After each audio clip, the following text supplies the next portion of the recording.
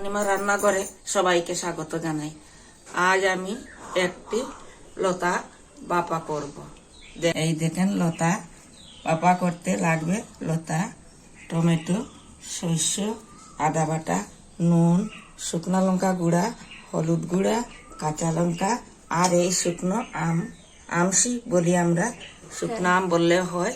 লতাটা একটু বাপিয়ে নিব অল্প গরম জলে। দেখেন আপনারা,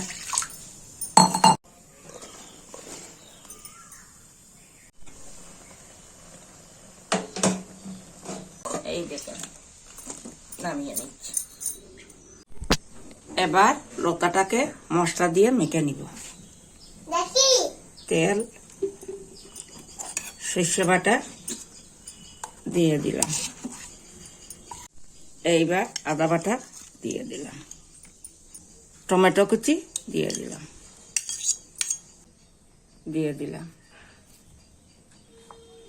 হলুদ গুঁড়া দিয়ে দিলাম, শুকনো লঙ্কা গুঁড়াও দিয়ে দিলাম, কাঁচা লঙ্কা দিয়ে দিলাম, আমসি দিয়ে দিলাম।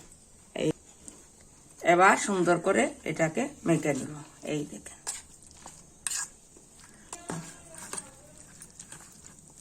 এইবার ফোড়নে কালো জিরা দিয়ে দিলাম,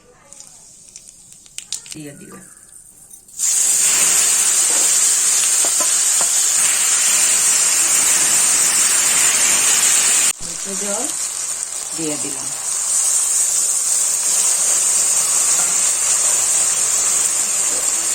মশলা দিয়ে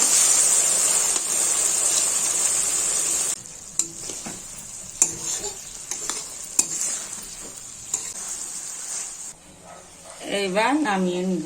প্রায় 10-12 মিনিট রেখে দিলাম।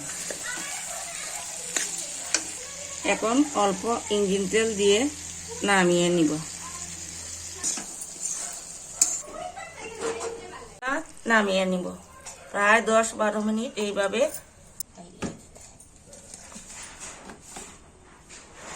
এই দেখেন, লতা সিদ্ধ করে নিলাম।